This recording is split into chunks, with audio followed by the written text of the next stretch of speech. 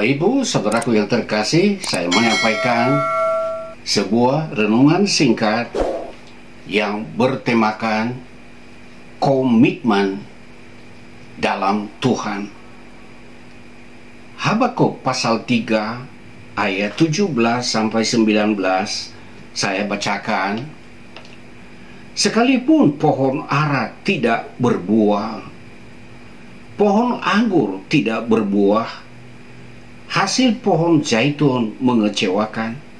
Sekalipun ladang-ladang tidak menghasilkan bahan makanan, kambing domba terhalau dari kurungan, dan tidak ada lembu sapi dalam kandang, namun aku akan bersorak-sorak di dalam Tuhan, beria-ria di dalam Allah yang menyelamatkan aku. Allah Tuhanku itu kekuatanku. Ia membuat kakiku seperti kaki rusa. Ia membiarkan aku berjejak di bukit-bukitku. Saudaraku yang terkasih, inilah yang disampaikan oleh Nabi Habakuk ketika pada masa hidupnya ada situasi yang memperburuk kehidupan ekonomi masyarakat di mana dia berada. Ada kegagalan panen sehingga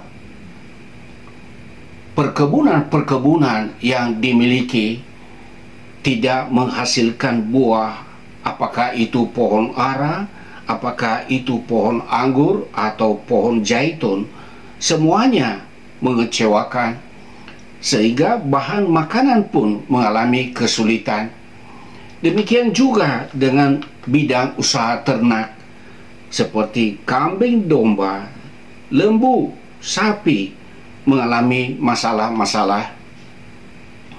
Namun keadaan yang sukar ini tidak mengubah komitmennya untuk tetap bersorak-sorak dan beria-ria di dalam Tuhan.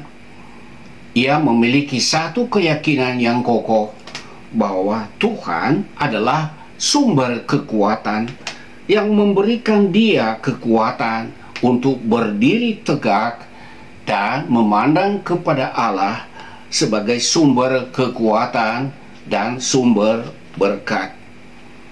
Saudaraku yang terkasih,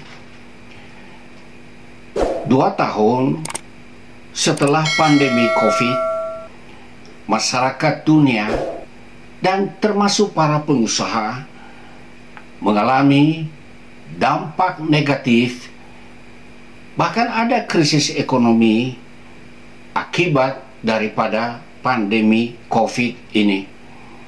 Meskipun di beberapa negara, termasuk di Indonesia, dalam beberapa minggu terakhir ini, jumlah yang terpapar COVID kembali naik lagi.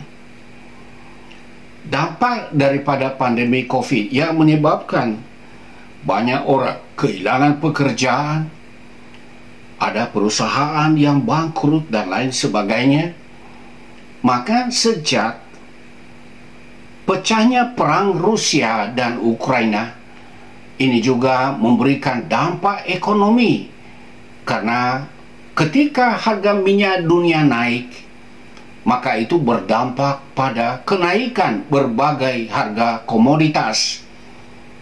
Semua kebutuhan sehari-hari naik, biaya-biaya perumahan naik, sehingga tidak sedikit negara-negara yang sedang berkembang mengalami dampak serius, bahkan sampai negara bangkrut dan tidak sanggup membeli bahan makanan akibat krisis ekonomi.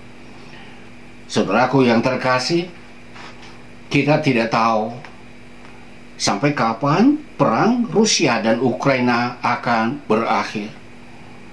Tapi kita perlu waspadai bila mana perang ini masih bisa berlanjut dalam 1-2 tahun ke depan.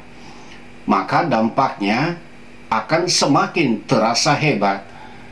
Negara-negara maju saja mengalami dampaknya secara ekonomi, apalagi negara-negara berkembang terlebih negara-negara yang tergolong miskin.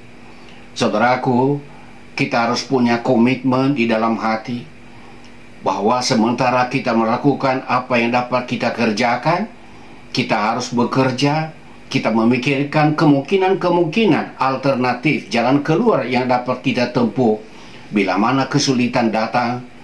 Tetapi secara rohani, kita harus punya mentalitas yang kokoh bahwa kita tetap setia, menaruh harap dan percaya kepada Tuhan. Sebab Tuhanlah penolong kita dalam keadaan yang sulit sekalipun. Ia memberikan kita penghiburan, memberikan kekuatan, bahkan jalan keluar pada waktunya. Semoga kita dapat meneladani sikap mental, sikap iman daripada Habakuk, bahwa sekalipun apa yang diharapkannya semuanya mengecewakan, ia tetap bersorak-sorak di dalam Tuhan. Ia tetap memuji Tuhan dan memandang Tuhan sebagai sumber kekuatan yang tak tergoyahkan. Semoga renungan ini meneguhkan kita semua. Tuhan memberkati.